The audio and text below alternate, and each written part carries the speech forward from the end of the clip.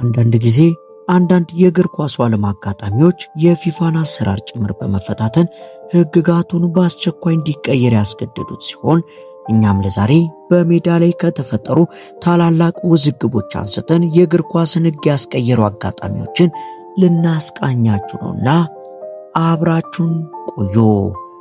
ሰባተኛ የዲያጎ ፎርላን ደስታ።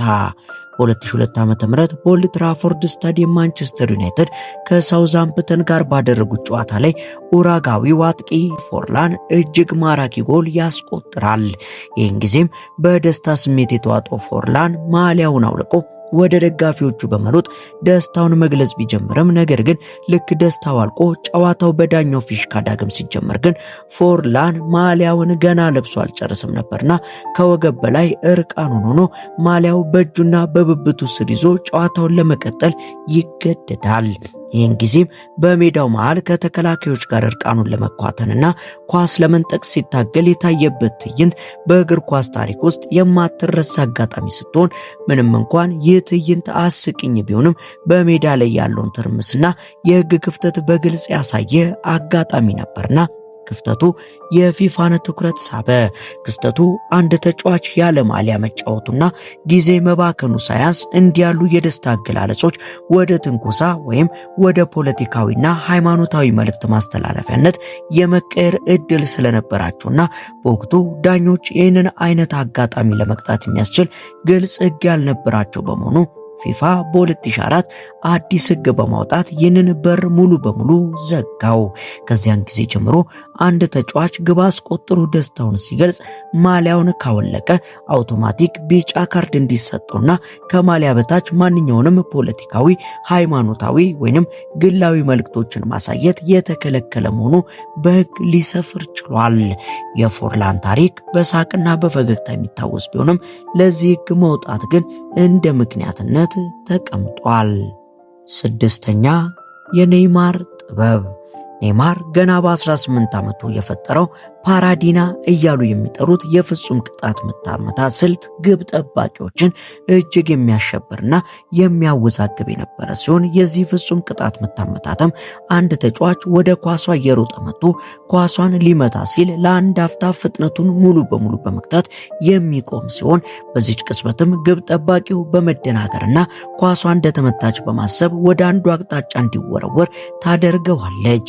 ይህን ጊዜም ተጫዋቹ ኳሷን ወደ ሌላኛው አቅጣጫ በቀላሉ በመምታት ጎሉን የሚያስቆጥር ሲሆን በፌብሩዋሪ 2010ም በሳኦ ፓውሎና ሳንቶስ ደርቢ ጨዋታ ላይ ኔይማር ግብ ጠባቂ ሮጄሪዮ ሴኒ ላይ የፈጸመው ይህ ድርጊት መላው ስታዲየምንና የስፖርቱን ማህበረሰብ አስገርሞ የነበረ ሲሆን ፊፋም ይህን ድርጊት ስፖርታዊ ጨዋነትን የሚጋፋና ለግብ ጠባቂዎች ፍጹም ኢፍትሃዊ መሆኑን በመረዳት በ2010 የደቡብ አፍሪካ የዓለም ዋንጫ ከመጀመሩ በፊት ሕጉን እንዲቀየር አስገድዶታል።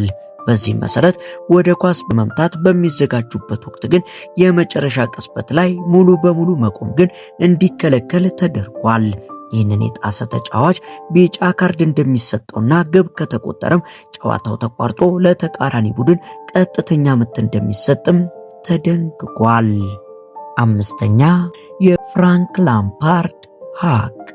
ይህ እንግሊዛውያን መቼም የማይረሱትና በእግር ኳስ ታሪክ እጅግ አሳዛኝ አጋጣሚ ሲሆን በ2010 የዓለም ዋንጫ የሩብ ፍጻሜ ማጣሪያ እንግሊዝን ከጀርመን ጋር አገናኝቷል።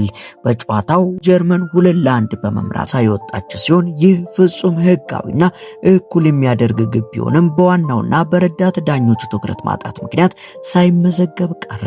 በመጨረሻም ጨዋታው በረፍት ሰዓት 2-2 መሆን ሲገባው ይህ ሳይሆን ቀርቶ ጀርመን በመጨረሻ 4-1 እንድታሸንፍና እንግሊዝም ከውድድር እንድትወጣ ምክንያት ሆነ። ጨዋታው ካለቀ በኋላም የኳሷ መስመር ማለፏ በተንቀሳቃሽ ምስል ከተረጋገጠ በኋላ ፊፋ ሊደብቀው የማይችለው ትልቅ ስህተት መሆኑን ያመነ ሲሆን ይህንን ተከትሎ ከ3 ዓመት በኋላ ይህ አይነቱ ስህተት በእግር ኳስ ሜዳ ላይ እንዳይደገም በማሰብ የጎል ላይን ቴክኖሎጂን አሰራር አጸደቀ። ይህም ቴክኖሎጂ በ2014 የዓለም ዋንጫ ለመጀመሪያ ጊዜ አገልግሎት ላይ ሊውል ችሏል።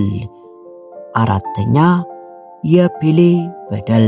ተጫዋች ቅያሬ የሚባል ነገር ጨርሶ ያልነበረ ሲሆን አንድ ተጫዋች በከባድ ሁኔታ ቢጎዳ እንኳን ቡድኑ ጨዋታውን በአንድ ተጫዋች አንሶ ለመጨረስ ይገደዳል።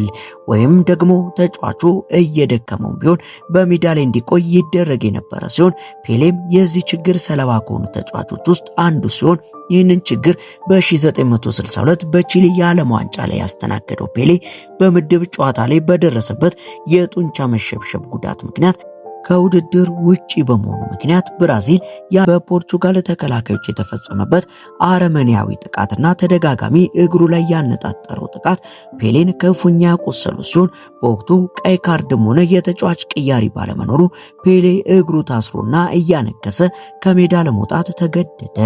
ብራዚል ከውድድር ስትወጣ የዓለም ምርጡ ተጫዋች በእጉ ድክመት ምክንያት ሜዳውን በከፍተኛ ሐዘን ለቆ የወጣ ሲሆን አልፎ ተርፎም ዳግም በዓለም ዋንጫ ሌላ ለመጫወት ወስኖም ነበር።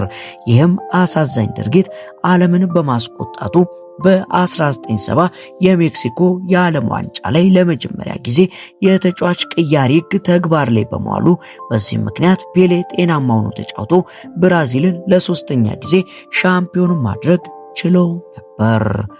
ሶስተኛ የፒተር ሹማይክል ተንኮል። በ1992 በታዋቂው ዴንማርካዊ ግብ ጠባቂ በፒተር ሹማይክል ምክንያት የተቀየረው ሕግ ደግሞ ይህ ሲሆን ከዚህ ሕግ በፊት አንድ ቡድን እየመራ ከሆነ ተከላካዩ ኳሱን ወደ ግብ ጠባቂው ይመልስና ግብ ጠባቂውም ኳሷን በእጁ ይዞ ያንከባለልና አጥቂው እስኪቀርበው ጠብቆ ጊዜ ካባከነ በኋላ ወደፊት ይመታዋል። ይህንን ጨዋታን የማደብዘዝና ደቂቃ የመፍጀት ዘዴ ሹማይክል በዩሮ 92 ፍጻሜ ላይ ጀርመንን ሲያሸንፍ በሰፊው የተጠቀመበት ሲሆን የአሰልቺ አሰራር እግር ኳስን በመግደሉ ፊፋ በዚያው ዓመት ሕጉን ቀይሮ ተከላካይ ሆን ብሎ በእግሩ የሰጠውን ኳስ ግብ ጠባቂው በእጁ መንካት እንደማይችል ደነገገ። ይህ አዲስ ሕግ መጀመሪያ ላይ ግራ መጋባትን ቢፈጥርም ቀስ በቀስ ግን እየተለመደ መጥቷል። ሁለተኛ የሮቤርቶ ካርሎስ ጥይት።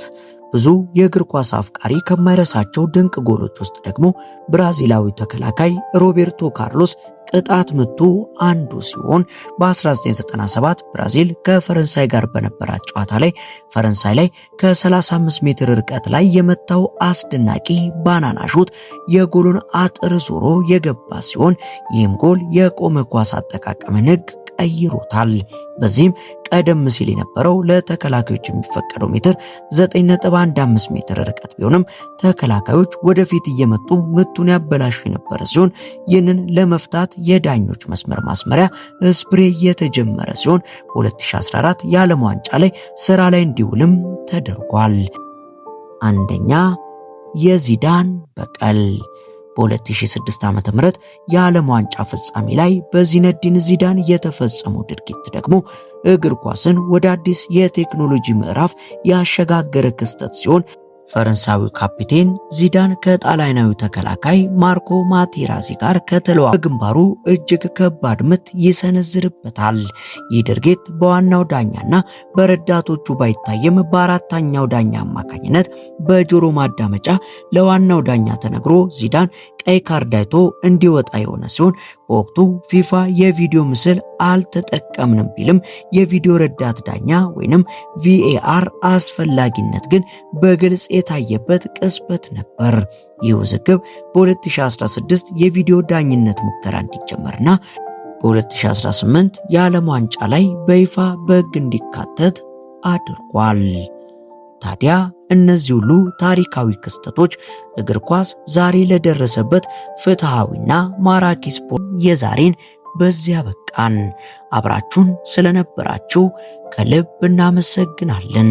በቀጣይ ቪዲዮ እስከምንገናኝ ቸር ቆዩልን።